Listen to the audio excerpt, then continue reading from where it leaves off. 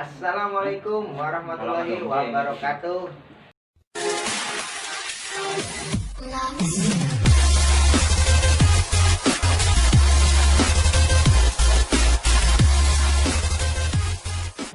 Selamat malam. Semoga sehat selalu dan juga semoga dalam lindungan Allah Subhanahu wa taala. Berjumpa lagi dengan saya dari tim pencari tahu dari Sahabat TV yang ingin menguak lebih dalam tentang situs sejarah keramat yang ada di kampung kelahiran saya. Yang konon katanya nih, saya udah bertanya-tanya dari sekian banyak orang. Ini versinya beda-beda. Ada yang katanya begini, ada yang katanya begono, ya kan. Nah, kita akan bertanya sama orang yang lebih tua nih. Biasanya kalau orang yang lebih tua itu udah pasti udah tahu tentang sejarah. Dan dengar-dengar juga katanya nih, dia mau tahu nih seluk-beluknya tentang sejarah keramat dongkal gitu. Ntar kita jadi pokoknya ditemuin dah orangnya dah. Ini kita udah sampai nih di tempatnya, alhamdulillah nih. Tapi sebelum kita lanjut, jangan lupa subscribe dan like-nya ya. Jangan lupa tuh. Nama komennya sekalian biar jadi motivasi buat channel kita ini biar tambah maju dan berkembang.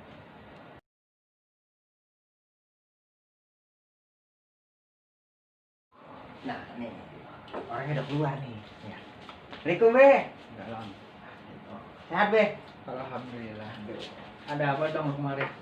Ini saya dari ini, Be. Dari tim pencari tahu dari Sahabat TV. Jadi kita nih ada channel gitu, YouTube gitu, Be, kira-kira. Jadi pengen mencari tahu nih yang katanya ada keramat di dongkal tuh ya. Keramat gua begitu. Nah, saya pengen cari tahu nih sejarahnya itu dia bagaimana sih maksudnya itu, Be. Awal maksudnya dia ada di sini tuh bagaimana begitu. Sejarah bagaimana? Sejarah. Jadi nih itu sebenarnya itu dia itu berasal dari mana? Apa dari apa seorang pengelana atau bagaimana? Apa seorang wali begitu kira-kira. Jadi lu pengen tahu? Iya, pengen tanya. Kita kan orang muda nih, jadi enak gitu kita jadi tahu nih situs-situs sejarah yang ada di kampungan kita, gitu. Bagus sih. Jarang anak muda yang mau seperti kayak lu. Alhamdulillah dah gitu mah ya. Jarang. Sampai sekarang gua sendiri dari bapak gua, empong gua, gua selalu tanya tentang sejarah yang ada di dongkal. Itu keramat dongkal. Tapi orang banyak nggak peduli. Emang dia nggak tahu, emang nggak mau tahu. Tapi lu termasuk bagus dong lo. Iya, masih mau tahu dan mencari tahu. Dengan? Iya. Kan kata agama juga nih. Iya. Kalau orang peduli dengan sejarah, apalagi sejarah tentang keislaman, itu hidup kita akan berkah. Amin. Gitu.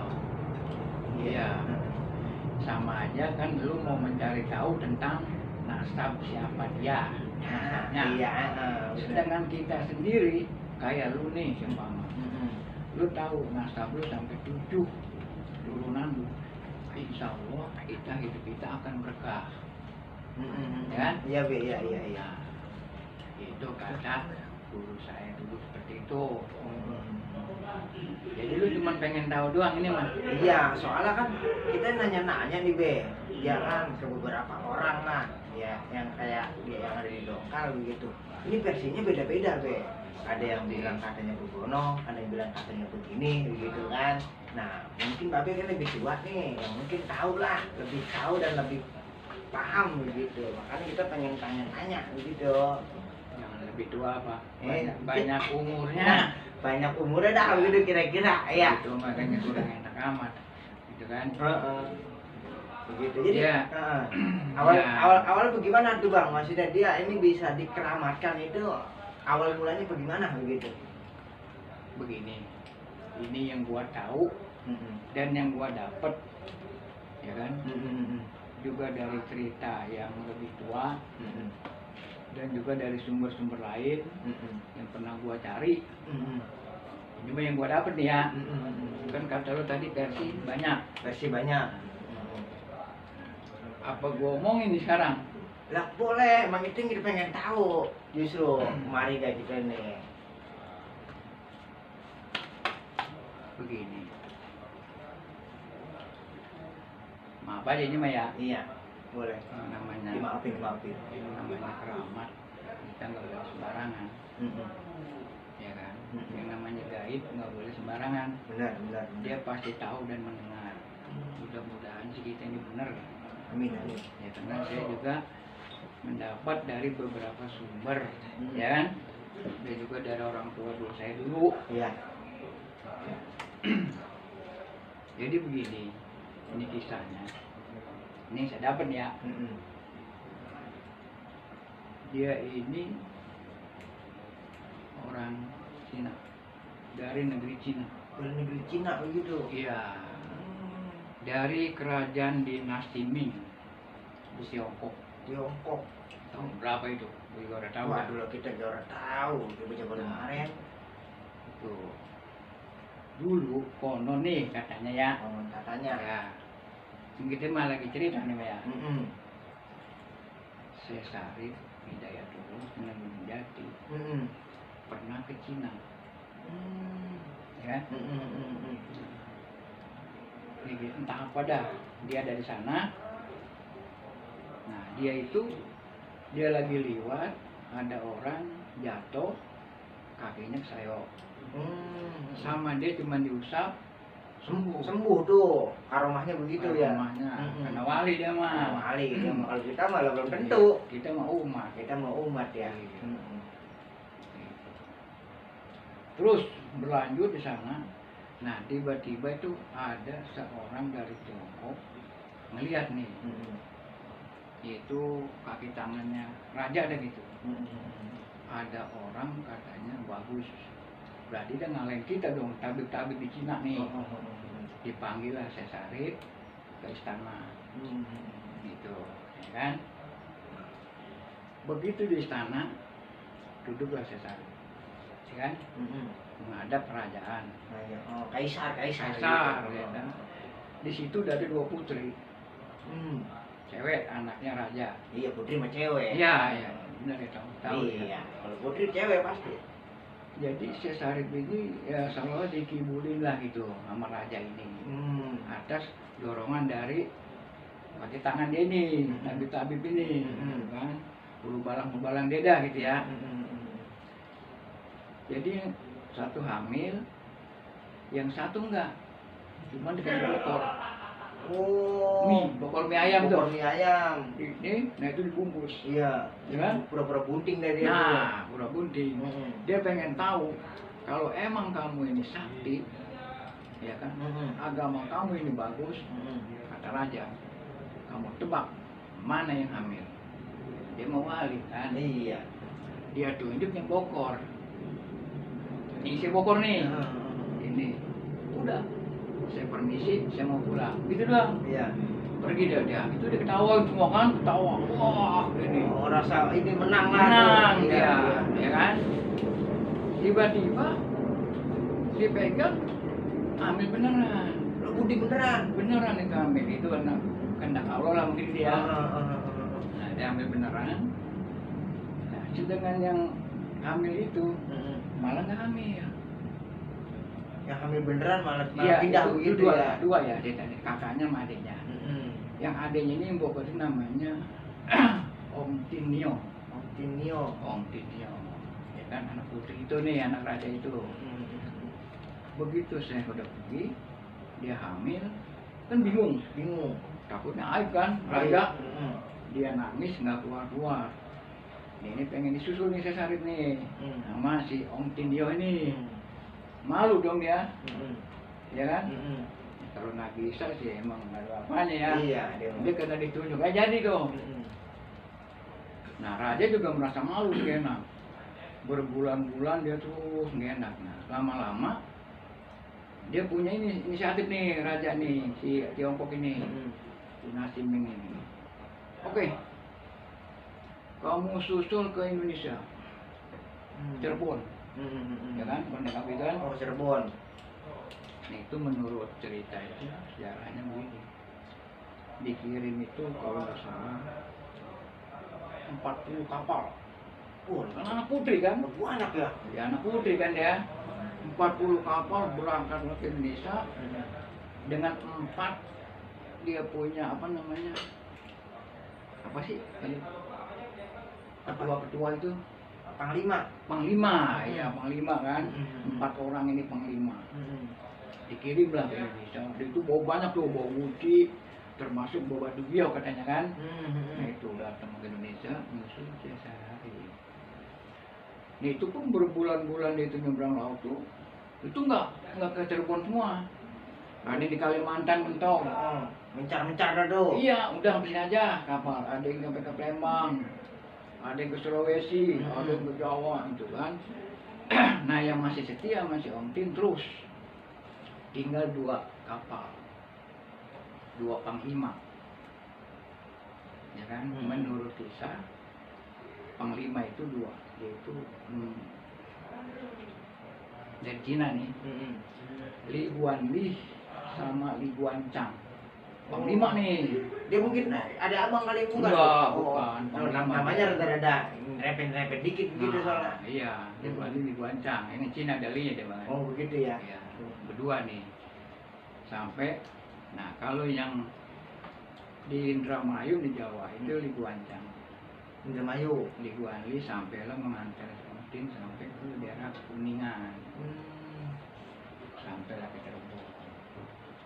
Ketemu kan? Ketemu tuh. Kita singkat cerita tuh, si Sarip tahu kan. Datangnya dekat Kuningan, dia juga tahu kaget. Ini tunjuk dia itu kan? Iya. Hamil beneran. Soalnya kan ulah dia kan? Iya, seolah-olah itu. Iya, ulah dia kan gitu. Ya udah, dinikahkan sama dia si Om Tin nih Om ini. Cuman selama dia hamil, tinggalnya sampai lahir itu di Kuningan. Bukan di Cirebon. Bukan di Cirebon. Jadi sini ya pisah ranjang lah begitu Kan ya. dia punya bini. Punya bini juga. Nah itu emaknya Maulana Hasanuddin lain kan. Tapi orang disleksia begitu. Kagak dia mah, emang kalau kita nggak punya duit. Ya, iya, udah ribut aja Tinggal di Kuningan. Itu pun dia nggak lama, cuman 2 tahun di Kuningan. dia meninggal. Yang meninggal siapa tuh? Om Tin. Om Tinam. Dia itu dikuburkan di Cirebon. Kalau pernah ziarah ada ya. Belum nyampe saya ke sana. Cirebon. Nah itu dia itulah salah satu celira dari Sesari.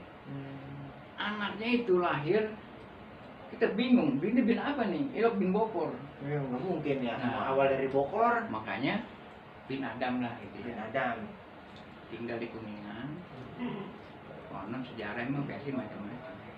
Itulah yang terkenal di Kuningan dengan Raden Arya Kemuning. Raden Arya Kemuning. Ya.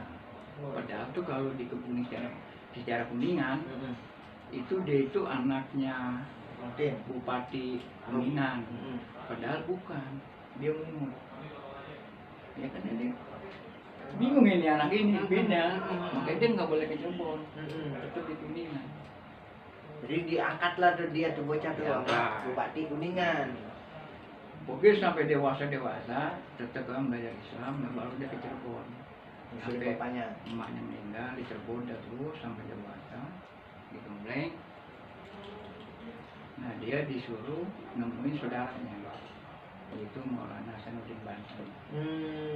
Saudara tiri dah ya. Ya, satu bapak kan. Satu bapak. Ibaratnya kalau ini mah walaupun tunjukkan doang. Tunjukkan doang juga. Begitu sampai daerah sini kan jangan perang.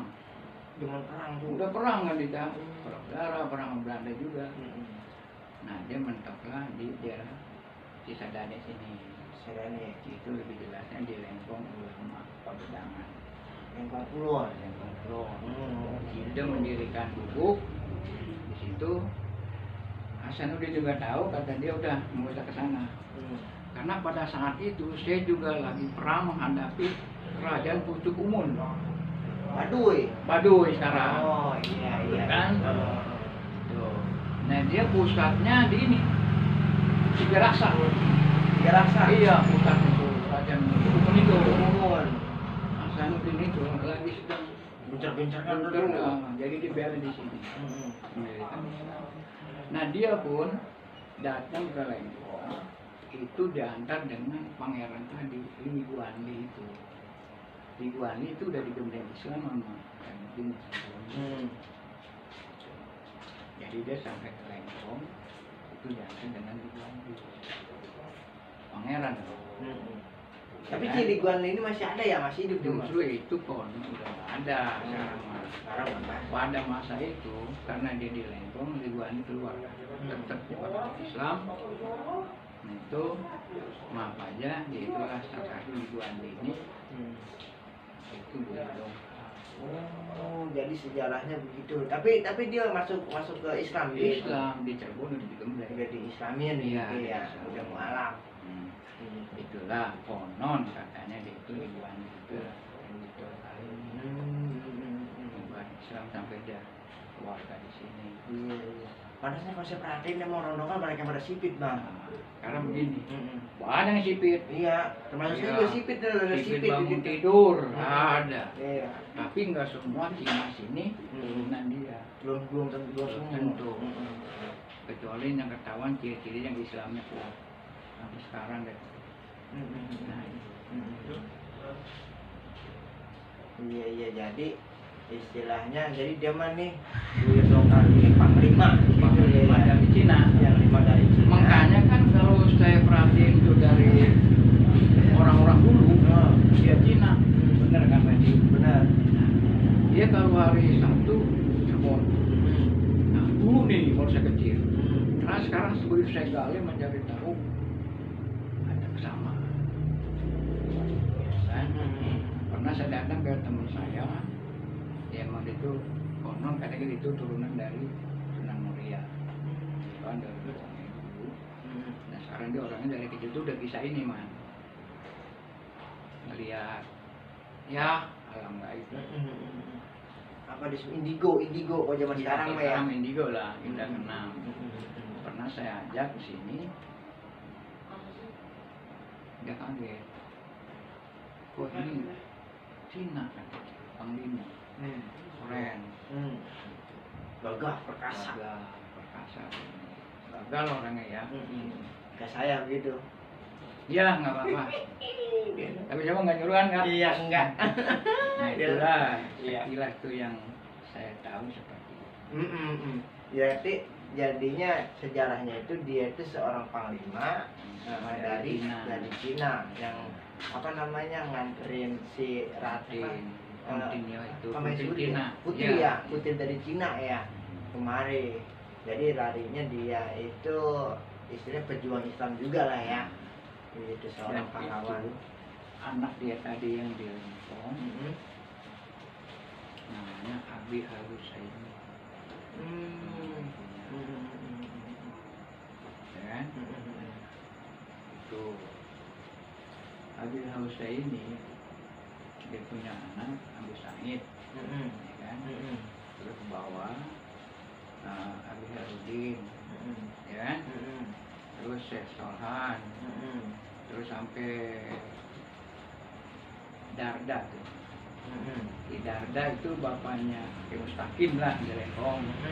Terus sampai ke bawah Hasan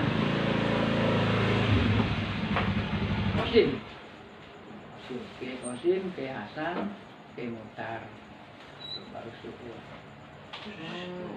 Berarti istilahnya yang masih ada itu sekarang yang di Lempong ini siapa? Sebenarnya banyak, cuman yang kita tahu ya tadi kita disebut, nah dia adalah turunan dari bangsa ini, kan kayak Cina, ya kan? Iya. Saya mah ini pernah disuruh ke Rangkas Bitung, cuma amat, karena saya kan pengen mencari tahu ini, cari tahu ini apa di sono-sono? Oh iya, dia bilang kamu orang Dongkap kok nanya ke saya? Kata orang Rangkas itu, ini sebut, yang Lempong. Kamu udah kan Rangkas? Jadi sampai di Rangkas ketemu dengan Berjaya, sama ke sini. Sekarang udah nggak ada. Siapa yang nggak ada? Berjaya. Oh yang di Rangkas itu? Iya. Cuman kalau menurut nama asli ini saya nggak gelapin ya. Karena kan banyak versi. Ya ini memang saya dapat seperti itu. Iya, pokoknya yang jelaskan begini, Buyut Dongkal itu istilahnya seorang panglima begitu aja ya, panglima yang memperjuangkan Memang kalau Islam. saya tanya orang-orang yang bisa supranatural, benar adanya. Benar. Dari Cina. Iya. Itulah sekilas. Untuk lebih jelasnya lagi, nanti kita lanjutkan lagi. Iya. Nah, karena nih, alhamdulillah, soalnya saya mah cuma pengen memperjelas karena kan banyak versi-versi tuh, ada yang bilang kata Ibu Gono begini, Bu Gono begini kan. Begitu kan sama Babe ini akhirnya kita lebih apa ya, kalau kita rasain itu lebih sinkron begitu. Habis ya Be ya. Aduh saya juga lupa bawa rokok lagi nih. Berarti satu Ya, batang ya. iya, saya lupa apa habis nanti gitu. Ini. Iya, jadi udah nih ceritanya. Iya, nanti kita lagi. Ya udah ntar kalau insya Allah kalau kita ada umur panjang begitu ya bisa kita ketemu lagi gitu. Oke, para kawan-kawan semua, demikian tanya jawab atau wawancara dari sesepuh Dongkal bisa dibilang begitu ya, yang katanya tahu gitu. Tapi alhamdulillah emang bener-bener ini mah kita dapetin satu apa ya, bisa dibilang satu apa pencerahan gitu Bang ya. Jadinya kagak ada simpang siuran gitu. Jadi ternyata keramat yang ada di kampungan kita ini, Kampung Dongkal utamanya begitu, ternyata seorang panglima yang dari Cina yang memperjuangkan Islam. Jadi dia tuh dari Cina datang kemari masuk Islam, bantuin orang Islam itu buat perang. Ya, sama orang Baduy begitu. Terus nyebarin ini daya, nyebarin Islam di Kampung Dongkal gitu. Iya. Terus sampai sekarang ya udah cukup sekian, nanti kita bakalan bertemu di selanjutnya tempat apa yang bakalan kita bakalan mencari tahu karena kami tim cari tahu dari Sahabat TV. Oke, wassalamualaikum warahmatullahi wabarakatuh.